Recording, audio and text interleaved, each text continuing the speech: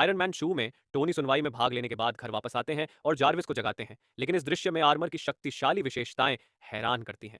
Mark one पर भारी बिजली लिखा है, जो बताता है कि टोनी ने पहला आर्मर रेगिस्तान में क्यों छोड़ दिया था और घर में अचानक उसका मलबा क्यों दिखाई दिया।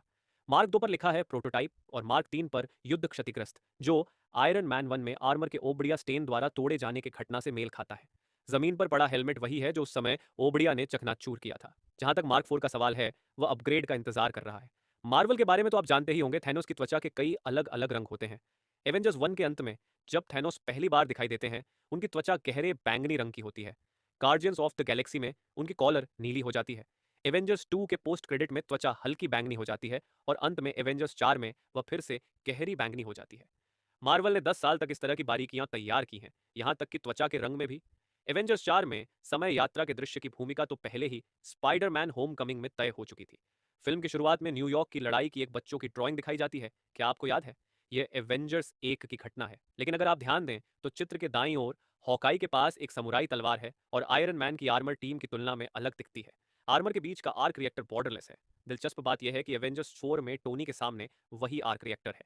इसके अलावा हॉकाई जब अकेला घूम रहा था तो उसके पास वही समुराई तलवार थी।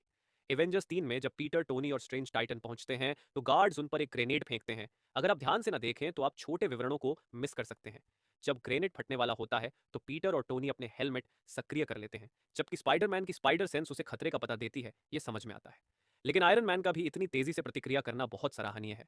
विजन जब शुरुआत में हॉकाई के साथ काम कर रहा होता है तब वह सामान्य दिखता है, लेकिन धीरे धीरे उसकी त्वचा बदलने लगती है।